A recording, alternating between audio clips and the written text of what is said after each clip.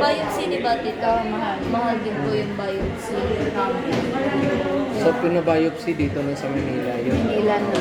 Kasi sabi ng doktor sa Cebu, gano'n ay ina-advise tayo sa Davao ba yun?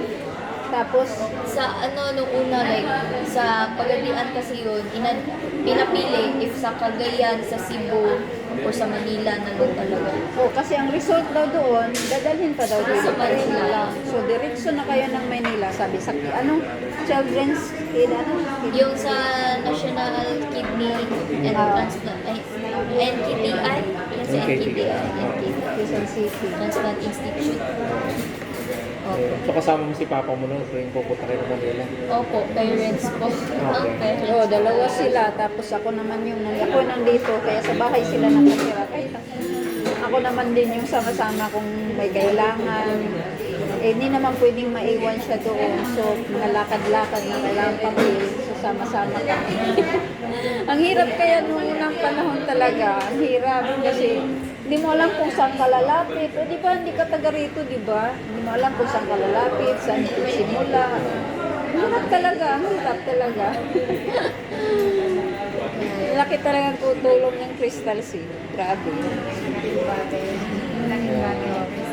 Bukod sa financial mo, lalo na yan na Sa biopsy ba? Sa ano ba yung binabiopsy? Sa dugo? Hindi po, yung kidney ko. Tapos, para daw po malaman kung ano talaga yung cause, walang ibang choice kundi yung may biopsy para malaman kung ano talaga nangyari sa loob ng kidney ko, yung sa mga cells ng kidney ko. Yun po. Biopsy.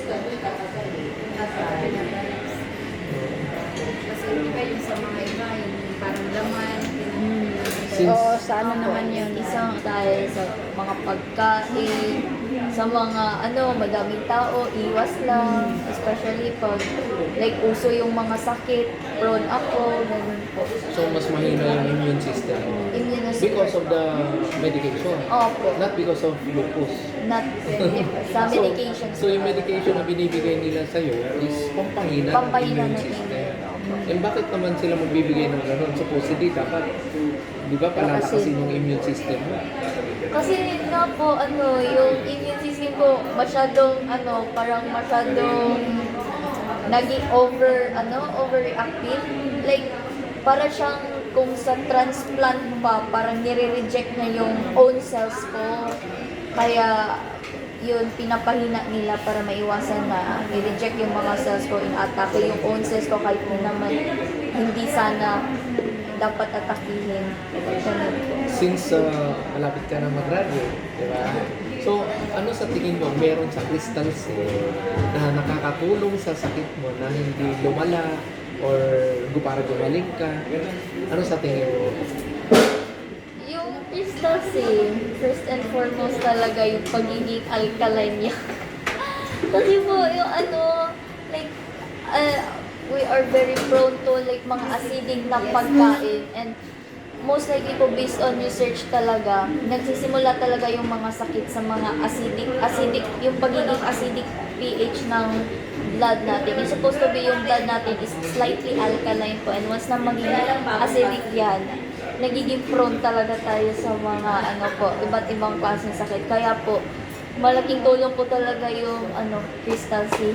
Kasi po, parang nami-maintain niya yung pagiging slightly alkaline ng blood natin. Nagiging parang nasa healthy pH siya. So, nami-maintain niya yung acid-base balance ng ng katawan, ng blood natin. Yun po.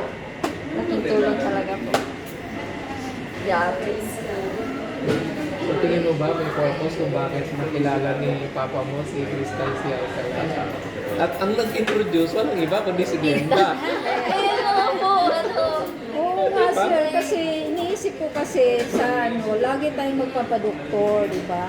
Sabi, bakit hindi natin subukan? Kaya lagi ko talaga pinupush, i-try nyo nga to, i-try nyo nga to. And then nung una, siya pa lang talaga ang gumagamit kasi alam mo naman, di ba? So inuna talaga siya. So ngayon na medyo maluwag na, lahat na kami, Lahat na. nag-take back kami. So, siya na lang muna gumamit ng Crystal Sea. Tapos nung nalaman na okay at nakaluwag-luwag lahat na na, kami, oo. lahat na.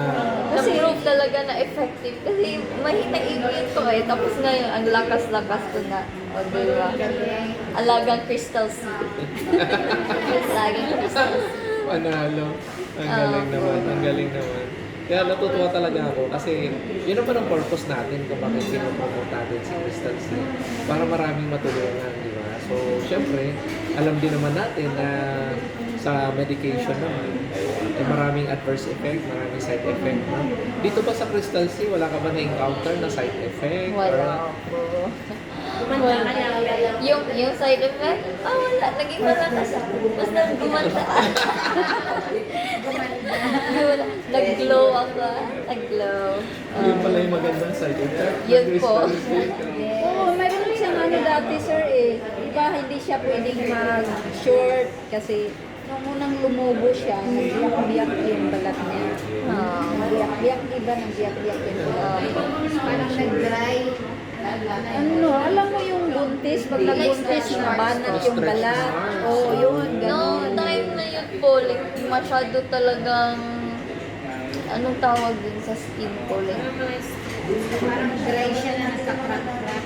Nag-crack. opo, like, super visible talaga yung mga stretch marks ko kahit nasa malayo pa.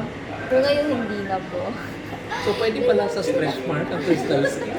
Oo, so palagi, kasi nakikita ko nung una talaga siya, ganyan na ano yung balat niya. Eh, ngayon parang po, ay makinis na talaga, sir. Oh, kinis na, kinis na.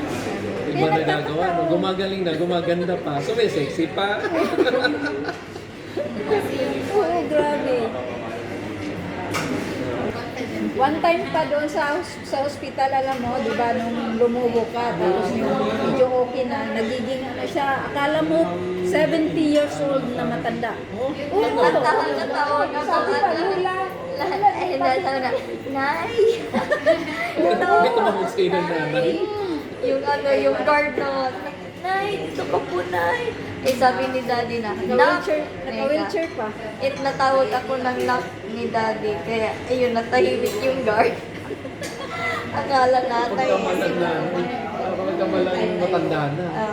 Makita mo talaga, kung makita mo talaga siya, parang 70 Ilang taon years ka old. noon, yung time na yun? Mag-15 nata na. Opo, parang 15. 15. Turning 15. Laki talaga ng Sabi nga ni Papa mo, laki daw ng gastos tuwing pupunta ng Manila. Kasi, syempre, mag-stay pa kayo, tapos medication, tapos syempre yung airfare nyo, no, from Zamboanga. Kung babalik-balik pa yun. Ano, how often kayo bumabiyahe sa Manila? Ilang beses nga yun, tita? mga ano, four times siguro no. 4 times. Every Sa- month? Hindi every naman. month pa. Every month? Kasi yung follow-up Akala ko ko pa doon every other month monthly. yun. 2 times a month? Monthly. Monthly po ang check Tapos talaga. sa NTTI pa talaga yung ano ko. Yung lagi. Bago ako na transfer sa doctor na ibang tiyak.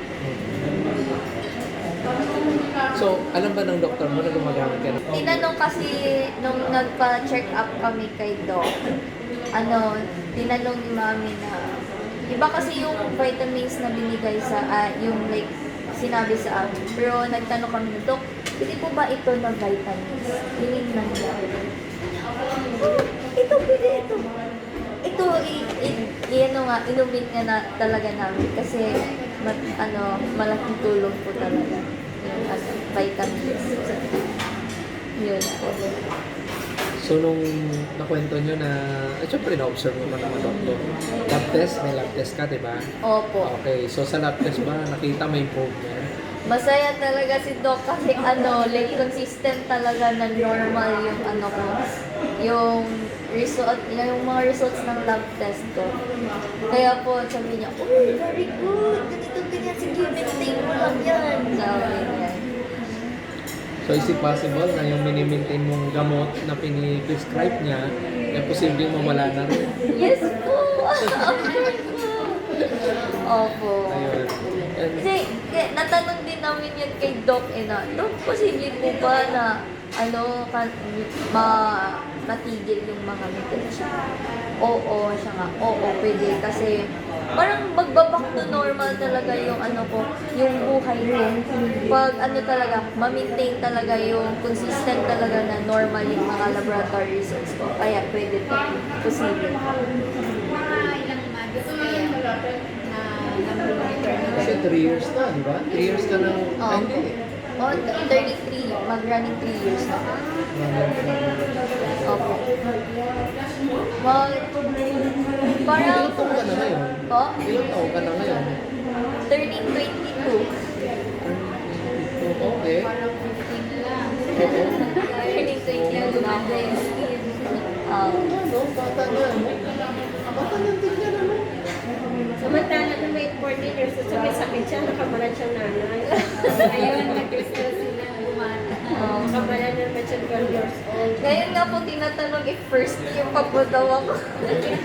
Kasi daw po, ano, ang bata ko daw po tingnan. Walang bahid ng stress, ha? Walang bahid ng stress. Bawal na yung pasyente sa Totoo po. After graduation, parang nakadiretso. So, ano pa po, it's either mag-take pa po ng board exam. Tsaka, kung may budget po, mag-proceed ng medicine po. Very Med good. trip siya ng Pre-med niya na yung med. Sabi ko nga ni daddy, hindi, pag doktor na ako, ano ko talaga, ang ipiprescribe ko sa mga pasyente ko, Crystal C. Tapos ikaw taga-provide. Ikaw yung parang source ng Crystal C. Siya mga sabi niya. So, pag nandun ka ba sa inyo, ano yun, parang lagi mo nare-recommend na Crystal C pag may mga bisita, si papa mo, di ba? Pag may nararamdaman, try mo kaya yung Crystal C. Try mo yung Crystal C. Malaking tulong yan, effective yan. Tapos pag try mo ka, ma-realize talaga nila na totoo nga, effective talaga Crystal C. Kaya, recommended ko.